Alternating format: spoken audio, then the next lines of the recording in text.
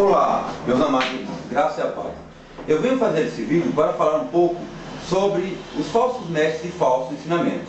E não tem como falar em falso ensinamento se não falarmos sobre uma palavra chamada heresia. E na Idade Média, no catolicismo romano, se opondo ao catolicismo e seus dogmas, eram taxados de hereges e queimados na fogueira. Na Inquisição foram mais de 10 milhões de pessoas mortas por conta de se opor aos ensinamentos que eles sim eram ensinamentos mentirosos. Agora, essa palavra nos dias modernos, heresia, nós temos muitos dogmas, muitas denominações, muitos ventos de doutrina. Em cada esquina tem uma denominação, eles são tantas e quantas. A igreja toda desfacelada e tomou um rumo que você fala hoje sobre falsos mestres e falsos ensinamentos não é muito fácil. Primeiro porque três elementos adentraram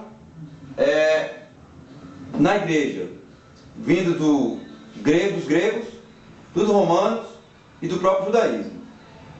Os romanos, começando pelos romanos, com o seu sistema de clérigos e leigos, a hierarquia romana, onde a dominação é a escravidão do homem pelo homem, ou seja, a dominação.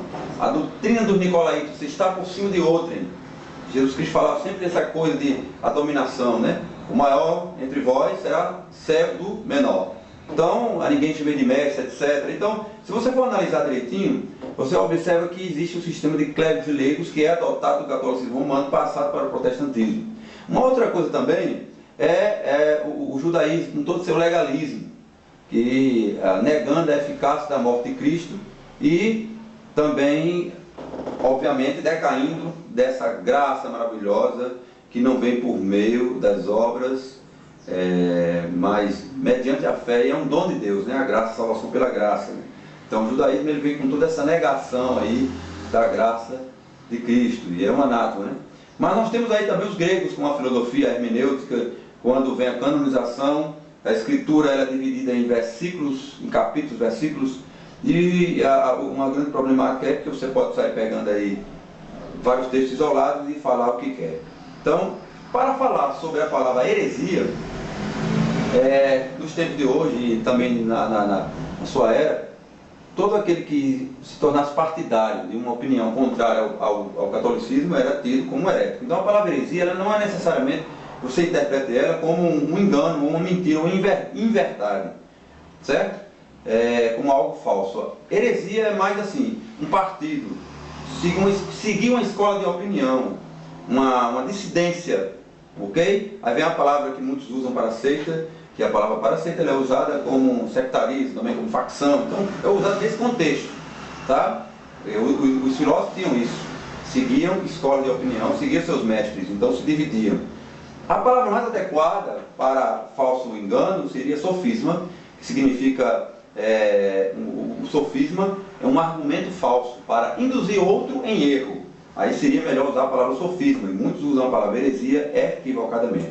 Analisem um pouco e vão ver que a transliteração, heresia, essa palavra, ela não, na tradução, ela não traz o sentido de engano, mas o sentido de você ser faccioso. Como Paulo falou em 1 Coríntios capítulo 3, que sois carnais que andar segundo os homens. Eu disse, sou de Paulo, sou de Pedro, sou de Apolo, sou de Cristo. Não é assim que sois carnais de andar segundo os homens, escolas de opinião. E o que eu quero trazer para você sobre falsos mestres e falsos ensinamentos é que, com tanta divisão, tantos dogmas, e 600 anos na Idade Média do catolicismo romano, criando milhões e milhares de dogmas e fermentos, hoje no protestantismo, nós também temos muitas divisões e muitos dogmas. Então, falar sobre sofisma e sobre engano, falso mestre, é complicado. Mas, nós temos aqui algo que vai nos dar um esclarecimento sobre isso. O que seria realmente, eu vou falar para você, esses falsos ensinamentos. E você vai ficar surpreso quem são esses falsos mestres.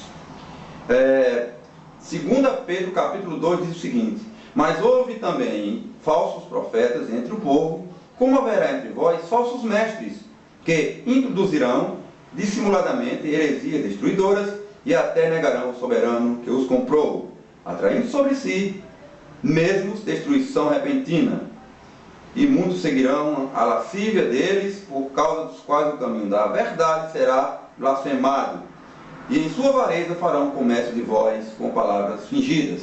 Até aí, farão comércio de vós. Mas o que me interessa aqui é que houve também falsos profetas entre o povo, como haverá entre vós falsos mestres. No passado, houve falsos profetas. Nós observamos o último dos profetas, João Batista, mas antes, aqueles que prediziam o futuro e muitas vezes mentiam, não falavam em nome do Senhor. E ele fala aqui que haverá, como houve no passado os falsos profetas, ele fala em falsos mestres, porque hoje nós não estamos nem na era de profetas, a não ser no sentido, profeta no sentido de proferir, ou falar em nome de Cristo, como diz lá em Hebreus capítulo 1, que diz, havendo Deus, outrora, antigamente, falado aos pais pelos profetas, nos últimos dias nos falou pelo Filho. Então nós seguimos hoje pelas tradições apostólicas, os ensinamentos do Cristo. Então, quando você fala algo que Cristo não disse, o que os apóstolos não ensinam nas suas tradições, aí sim é caracterizado como falso ensinamento. E justamente, os apóstolos falavam muito de Cristo e da fé que vem através dele e a morte na cruz, a sua ressurreição, a vida pela graça. Pela graça sois salvos, mediante a fé, né? É um dom de Deus, né? A graça. E não vem de nós, né? Não vem de vós, dom de Deus, para que ninguém se glorie. E somos feitura sua, preparados por Deus para as boas obras.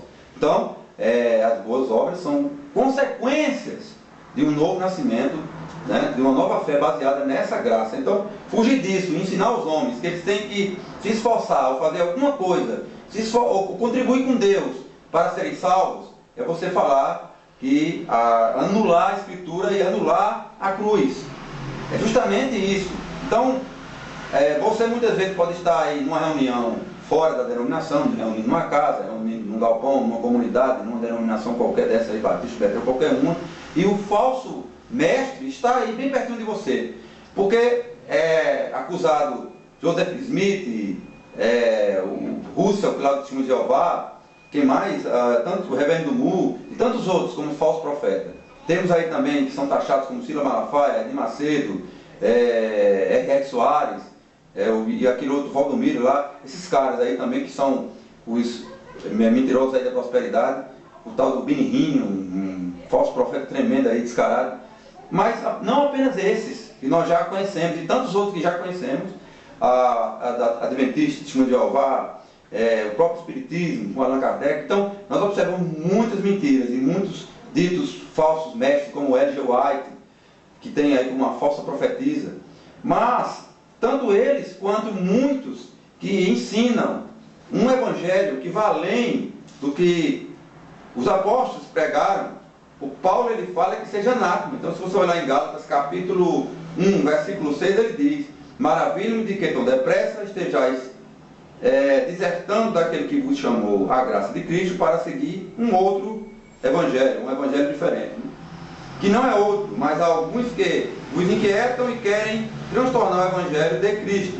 Mas ainda nós mesmos, ou um anjo do céu, se vos anuncia outro evangelho diferente do que já vos tenho anunciado, seja anátema. Então, que evangelho diferente é esse? Que evangelho? É justamente o que aconteceu com os hebreus. Lá na carta aos hebreus, eles abandonaram a congregação, a nova aliança, a vida pela fé, a vida em Cristo, ou a salvação mediante pela graça, e voltaram para os rudimentos, para aquelas práticas mortas do judaísmo, de sacrifícios. Hoje existem muitos convidando você para dar sacrifícios, e a maioria dos sacrifícios hoje não é bode nem boi, é muita grana. E muitas vezes desafiam você dizendo que se você não der o dízimo, você não é salvo. E uma das características, um dos perfis de um homem de Deus, que é obediente a Deus, que é um salvo, é ser dizimista fiel e que é próspero. Tudo isso é um engano, um engodo e uma mentira, porque a salvação ela não depende disso. Tudo seja é fruto, se você contribui, se você ajuda, o que você faz é apenas fruto daquilo que você é, daquilo que você é em Cristo, nasceu de novo. Então, um falso mestre é aquele que leva você para o legalismo, fora a Cristo. Tudo que substitui Cristo, por exemplo, vamos dar um exemplo. A filosofia, muitas vezes você quer conquistar as pessoas com argumentos filosóficos, mas você não vai com a simplicidade de Cristo. E nós não precisamos de atrativos. Existe muito atrativo hoje no meio do chamado povo de Deus, todo dividido e esfacelado. Então, em cada divisão que você vai, em cada facção, porque as denominações, na verdade, são divisões, partidos do cristianismo, ou seitas, ou heresias, né, do cristianismo. Então, se você quiser saber o verdadeiro sentido de heresia, pesquisa aí de seita que você vê. Todas as denominações são seitas, são divisões, partidos, e são escolas de opinião, né, de opiniões do cristianismo, de uma religião institucionalizada, do sincretismo religioso com Constantino, que já foi institucionalizado em 380 depois de Cristo. E na partida dos apóstolos, Paulo diz lá em Atos, capítulo 20, se não me engano, que se introduzirão lobos devoradores que levarão os apóstolos, os discípulos após si, levarão os discípulos após si. E aí, muitos filósofos se convertem do primeiro para o segundo século ali, e já há uma mudança, e vai crescendo até chegar na Idade Média, e no protestantismo, chegar até hoje, na Reforma Protestante, chegar até hoje a nós, essas milhões, quintilhões de ventos de doutrina. Então, hoje, para você falar sobre falsos mestres, e falar sobre falso ensinamento, não é muito fácil. Você tem que ir para Cristo, para as Escrituras linearmente, e fugir de, muitas vezes, o dogma, que na sua denominação, que diz que você não usa uma bermuda, você está perdido, cortou um cabelo, você vai para o inferno, uma barba, você está perdido. Tem uma denominação, muitas vezes, eu vou falar com todo respeito, né? Os irmãos aí me compreendam, Assembleia de Deus. Aí você sabe que é rigoroso, que soltar um pum não é salvo. Pede a salvação por coisas mínimas. Escutou uma música do mundo, vai para o inferno. É interessante, são legalistas condenando legalistas. Diz que o adventista é um legalista porque obriga a guardar o sábado, mas ele também tem suas obrigações e seus dogmas. Tem muitas denominações que obrigam você e te condena até mesmo, dizendo a você que você não é salvo. Quando Cristo vir, você não vai. Ora, uma hora eu sou salvo, outra hora eu não estou preparado. Se Cristo vier, não me encontrar fazendo assim um assado. Tem camarada que até toma banho de roupa, tem camarada até que faz sexo de roupa, bota só o pintinho para fora ali, com a esposa, porque se for encontrado nu com ela, Jesus voltar, ele não vai. Uma ignorância tremenda, porque o nudismo ali que está se referindo ali é a nossa vida em si, de não estar em comunhão com Deus, a vida em pecado, ele está se tratando, também não está se tratando da era da graça. É uma outra questão lá em Apocalipse. Então há uma deturpação tremenda, um legalismo, e Paulo considera como anátema.